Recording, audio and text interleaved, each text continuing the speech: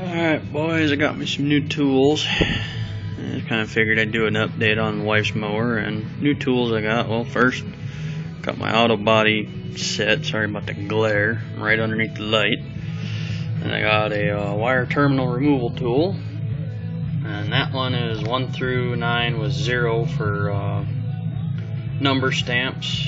That's a whole alphabet number stamp.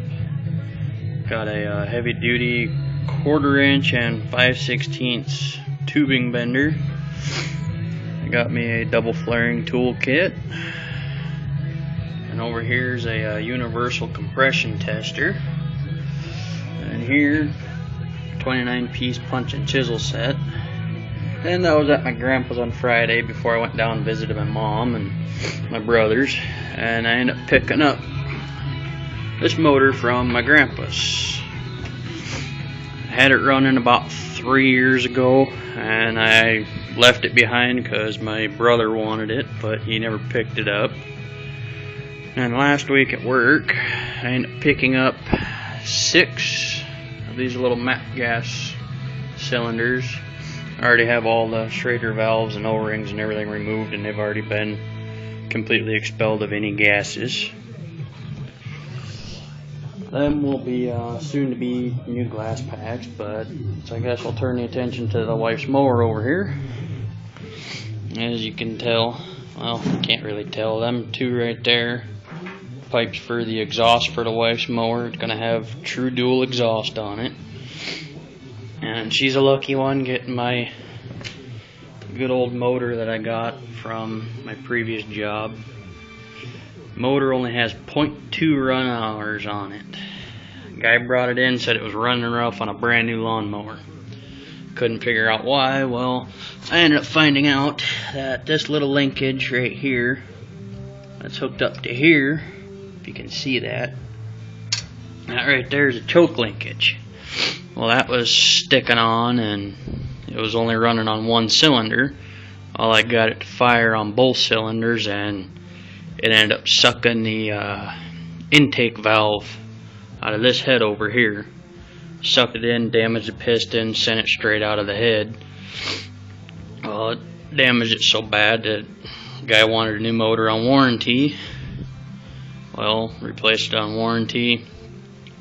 I told him, hey, if that motor ever goes anywhere, I want it. Well, brand new from a John Deere dealership, this motor is $2,500. All I did to it was put $100 head on it, $50 piston in it. That's all I did to it, and it only has 0.2 run hours on it. That's it. But now that I have noticed that it's been sitting for a while, that's right, I gotta get me a new oil seal for the bottom because it's been sitting so long.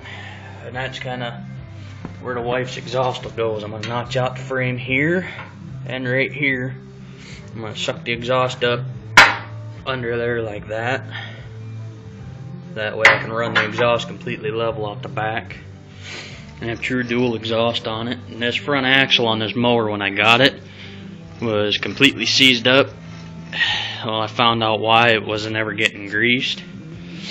Had to use a torch and an air hammer, and I finally got both spindles out.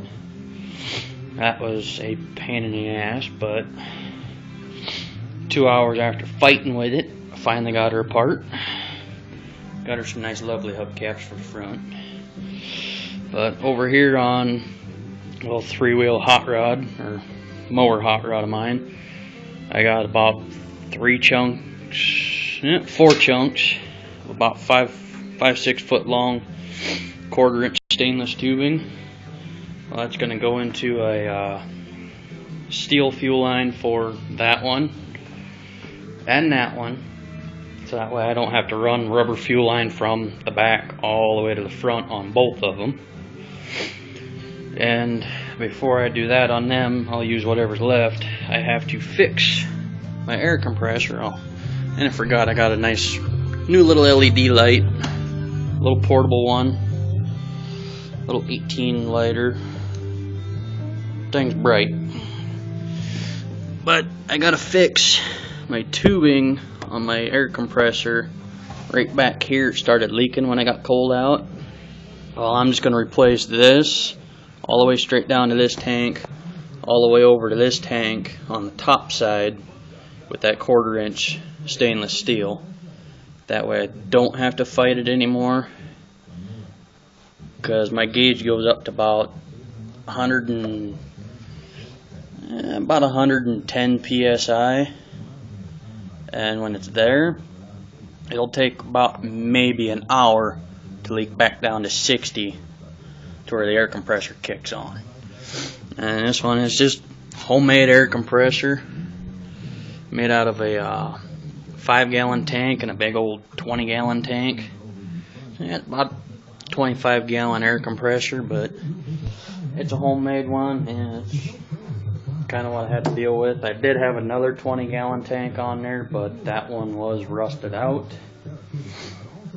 And I've also been looking for, but I can't find it. If anybody knows where to get one of these,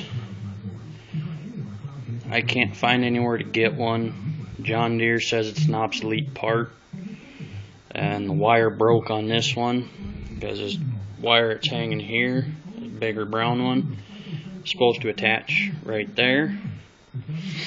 Well, this right here goes in the fuel tank right in there, and that hooks up to a light on the dash that tells you if you're low on fuel. And there's a model it came out of.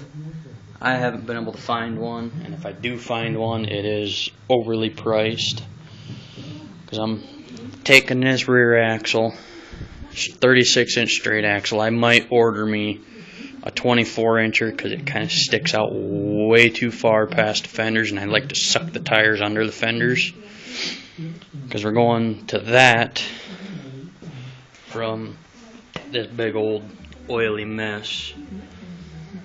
Hydrostatic rear end is burnt out, and I found out why when I was tearing it apart. That's the cooling fan. There is 2 fins left out of 10 fins. Well, that right there is another obsolete part from John Deere, because I called my buddy back at the John Deere dealership. He couldn't find it. If he did find it, they wanted $100 for it. But that's why we're going to that. And the wife is being lucky, and she is getting my Peerless 700 trans. Lucky wife, but hey, told her I'd make one to suit her. Of course I'm gonna drive it, but hey, that's typical. But she's excited for it, I'm excited for it. Can't wait till it's done. It might take a little bit longer because of finances, but yeah, we'll get there. But kind of figured I'd do an update on some of the new tools I got. Have a good one, y'all.